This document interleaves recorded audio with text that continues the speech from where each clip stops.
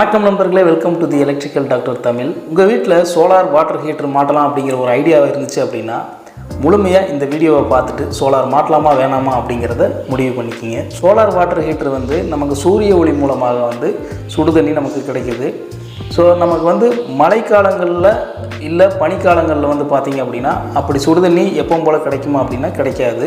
ஏன்னா மழைக்காலங்களில் தொடர்ந்து மழை பெய்யும் நாட்களில் பார்த்திங்க அப்படின்னா உங்களுக்கு சோலார் வெயில் வராத காலகட்டத்தில் சுடுதண்ணி கிடைக்காது. பனிக்காலங்கள்லையும் பார்த்திங்க அப்படின்னாலும் உங்களுக்கு அந்த தண்ணி சுடுதண்ணி கிடைக்கிறதுக்கு வாய்ப்பு மிக கம்மி. அப்படி இருக்கும்போது அவங்க என்ன பண்ணியிருக்காங்கன்னா, ஸோ நமக்கு உள்ள சோலார் ஹீட்டர்லேயே பார்த்திங்கன்னா இன்ஸ்டண்ட்டாக உள்ள ஒரு ஹீட்டரும் கொடுத்துருப்பாங்க.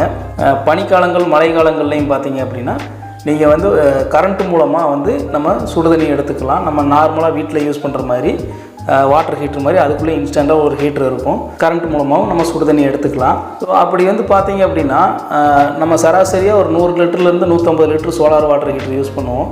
ஸோ 100-150 லிட்டர் உங்களுக்கு கரண்ட் மூலயமா நம்ம சுடுதண்ணி ஆக்கணும் அப்படின்னா அரை மணி நேரத்துலேருந்து 1 மணி நேரம் வரையும் நம்ம சுடுதண்ணிக்காக வெயிட் பண்ணணும். அதுக்கு முன்னாடி சுடுதண்ணி வேணுங்கும்போது நம்ம முன்கூட்டியே நம்ம சுவிட்ச் ஆன் பண்ணும்போது உங்களுக்கு சுடுதண்ணி கிடச்சிரும். ஸோ இதில் என்ன இருக்கிற ஒரு மைனஸ் பாயிண்ட் அப்படின்னா, நம்ம முதல் தளம் அதாவது கிரவுண்ட் ஃப்ளோரில் இருக்கும்போது நம்ம சோலார் மாட்டலாம் அப்படின்னா அது கண்டிப்பாக மாட்டிக்கலாம், ஒன்றும் பிரச்சனை இருக்காது. ஏன்னா நீங்கள் கிரவுண்ட் ஃப்ளோரில் மாட்டக்கூடிய சோலார் சராசரியாக ஒரு 20 அடி 30 அடி லென்த் பைப்பு தான் போட்டிருப்போம். இப்போ நம்ம அந்த 30 அடி பைப்பில் பார்த்தீங்க அப்படின்னா ஒரு அரை பக்கெட்டாவது உங்களுக்கு கூலிங் வாட்டர் அந்த பைப்புக்குள்ளே இருக்கும். ஸோ உங்களுக்கு மேலே இருக்கிற அந்த சுடுதண்ணி ஹாட் வாட்டர் கீழே வரணும் அப்படின்னா அந்த அரை பக்கெட் தண்ணி அல்லது ஒரு பக்கெட் தண்ணியாவது உங்களுக்கு வெளியேற்றணும். ஸோ அப்போ வெளியேற்றினதுக்கப்புறம் தான் உங்களுக்கு சுடு தண்ணி இங்கே கீழே கிடைக்கும். முதல் மாடியில் யூஸ் பண்ணும்போது ஒன்றும் பிரச்சனை இருக்காது. அதாவது கிரவுண்ட் ஃப்ளோர் வீட்டுகளுக்கு இது ஒன்றும் பிரச்சனை இருக்காது. ஸோ நீங்கள் ஃபஸ்ட் ஃப்ளோர் வீடு இல்லை செகண்ட் ஃப்ளோர் வீடு அப்படிங்கும்போது 20 அடியிலேருந்து 30 அடி உயரத்துக்கு நம்ம சோலார் வாட்டர் ஹீட்டருக்கு மேலே போயிடும். ஸோ அப்போ 50 அடியிலேருந்து 100 அடி வரையும் பயன்படுத்தக்கூடிய பைப் இருக்குது இல்லைங்களா, சோலார் பைப்பு, அது கிரவுண்ட் ஃப்ளோருக்கு வரும்போது உங்களுக்கு அந்த பைப்பில் இருக்கிற தண்ணி முழுமையாக வெளியேற்றணும். கூலிங் வாட்டர் முழுமையாக வெளியேற்றினதுக்கப்புறம் தான் உங்களுக்கு அந்த சுடுதண்ணி கீழே கிடைக்கும், ஹாட் வாட்டர் கீழே கிடைக்கும். ஸோ அப்போ எவ்வளோ தண்ணி செலவாகும் அப்படின்னு பார்த்தீங்கன்னா 3 பக்கெட்லேருந்து 4 பக்கெட் வரையும் உங்களுக்கு அந்த கூலிங் வாட்டரை வெளியேற்றினதுக்கப்புறம் தான் ஹாட் வாட்டர் கீழே கிடைக்கும். ஸோ இது பெரிய மைனஸ் பாயிண்ட்டு. இதை நீங்கள் முதல் மாடி அப்படின்னா தாராளமாக வாட்டர் ஹீட்ரு சோலார் வாட்டர் ஹீட்ரு யூஸ் பண்ணிக்கலாம். ஸோ 2வது மாடி 3வது மாடி அப்படிங்கும்போது நீங்கள் சோலார் வாட்டர் ஹீட்ரு யூஸ் பண்ணுறது எமர்ஜென்சி கிளம்பும்போது உங்களுக்கு சுடுதண்ணி கிடைக்கவே கிடைக்காது. நீங்கள் கரண்ட்டு மூலமாக யூஸ் பண்ணாலும் கிடைக்காது.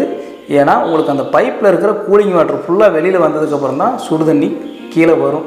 ஸோ அப்போ அது வரையும் நீங்கள் வெயிட் பண்ணணும். 3 பக்கெட்லேருந்து 4 பக்கெட் தண்ணியை வெளியேற்றினதுக்கப்புறம் தான் உங்களுக்கு சுடுதண்ணி கிடைக்கும்போது நீங்கள் அது வரையும் வெயிட் பண்ணணும். நான் ஃபேஸ் பண்ண வீடுகளில் பார்த்தீங்க அப்படின்னா செகண்ட் ஃப்ளோரில் சோலார் வச்சுருந்தாங்க. ஸோ அங்கே பார்த்தீங்க அப்படின்னா சோலார் வச்சதுக்கப்புறம் கீழே 3 பக்கெட் தண்ணி செலவாகுது. நான் கீழே எனக்கு இன்ஸ்டன்ட் வாட்டர் ஹீட்டர் ஒரு 3 லிட்டரு இல்லை ஒரு 5 லிட்டரு நான் மாட்டிக்கிறேன். ஸோ எனக்கு அதை ஃபிக்ஸ் பண்ணி கொடுங்க அப்படின்னாங்க. ஸோ அங்கே பார்த்தீங்க அப்படின்னா நம்ம சோலார் லைனில் ஆல்ரெடி இன்ஸ்டன்ட் ஹீட்டருக்கும் ப்ரொவிஷன் பண்ணியிருந்தோம். ஸோ நாங்கள் எப்படி ப்ரொவிஷன் பண்ணுவோம் அப்படின்னா ஹீட்டரோட பாயிண்ட்டுக்குலேருந்து ஸ்ட்ரைட்டாக டீ ஜாயின் போட்டு அப்படியே மேலே சோலார் வாட்டர் ஹீட்டரில் ஜாயின் பண்ணுற மாதிரி தான் கனெக்ஷன் பண்ணியிருக்கோம். ஸோ அப்படி நிறைய பேர் அப்படி தான் பண்ணுவாங்க. ஸோ அந்த மாதிரி நம்ம ஆப்ஷன் கொடுத்துருந்தனால வாட்டர் ஹீட்டர் ஃபிக்ஸ் பண்ணதுக்கப்புறம் இன்ஸ்டன்ட் வாட்டர் ஹீட்டர் ஃபிக்ஸ் பண்ணதுக்கப்புறம் பார்த்தீங்க அப்படின்னா சோலார் தண்ணியும் வாட்டர் ஹீட்ரு இன்ஸ்டன்ட் வாட்டர் ஹீட்டர் தண்ணியும் மிக்ஸ் ஆகி திரும்ப அதே மாதிரி 3-4 பக்கெட் வெளியேற்றம், அதாவது அப்படிங்கிறது ஆட்டோ கட் ஆஃப் ஆக மாட்டேங்குது, தண்ணி சுடு தண்ணியாக வர மாட்டேங்குது அப்படின்னு கம்ப்ளைண்ட் வந்துருச்சு. ஸோ நம்ம பைப்லைன் போடும்போது இந்த மாதிரி நீங்கள் பயன்படுத்துகிறீங்க அப்படின்னா சோலாரும் வேணும் ப்ளஸ் வாட்டர் ஹீட்ரு இன்ஸ்டன்ட் வாட்டர் ஹீட்ரு வேணும் அப்படின்னா நம்ம அந்த டீ ஜாயிண்ட்டுக்கு மேலே ஒரு கன்சீல்டு வால்வ் ஃபிக்ஸ் பண்ணிட்டோம் அப்படின்னா சோலார் யூஸ் பண்ணலாம் அப்படிங்கும்போது வாட்டர் ஹீட்ரு இன்ஸ்டன்ட் வாட்டர் ஹீட்ரு யூஸ் பண்ணுறேன் அப்படிங்கும்போது கன்சீல்டு வால்வை க்ளோஸ் பண்ணிவிட்டு நீங்கள் யூஸ் பண்ணும்போது உங்களுக்கு சடன்லி எப்பவும் போல் நார்மலாக வாட்டர் ஹீட்டரில் இருக்கிற சுடு தண்ணி குயிக்காக டெலிவரி ஆகிரும். ஸோ இந்த 2 ஆப்ஷன் தான் இருக்குது. ஸோ வாட்டர் ஹீட்டரில் சோலார் வாட்டர் ஹீட்டர் நீங்கள் யூஸ் பண்ணுறேன் அப்படின்னா இது மாதிரி நீங்கள் ஃபஸ்ட் ஃப்ளோரில் மட்டும் யூஸ் பண்ணிக்கலாம். ஸோ அதுக்கு மேலே போயிடுச்சு அப்படின்னா நீங்கள் யூஸ் பண்ணுறது கொஞ்சம் சிரமமான விஷயந்தான்.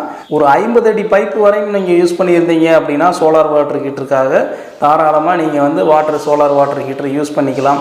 ஸோ 50 அடிக்கு மேலே போயிடுச்சு அப்படின்னா 100 அடி 150 அடி பைப்பு நீங்கள் யூஸ் பண்ணியிருந்தீங்க அப்படின்னா தயவு செய்து சோலார் வாட்டர் ஹீட்டரை மாட்டாதீங்க. ஸோ என்னோடய பர்சனல் ஒப்பீனியன் இந்த வீடியோ உங்களுக்கு பயனுள்ளதாக இருக்கணும்னு நம்புகிறேன். பயனுள்ளதாக இருந்துச்சு அப்படின்னா இந்த வீடியோக்கு ஒரு லைக் பண்ணிடுங்க. மறக்காமல் நம்ம சேனலை சப்ஸ்கிரைப் பண்ணிடுங்க. வேறு ஒரு வீடியோவில் உங்களை சந்திக்கும் வரை உங்களிடமிருந்து விடைபெறுவது உங்கள் ராஜ்குமார். நன்றி, வணக்கம்.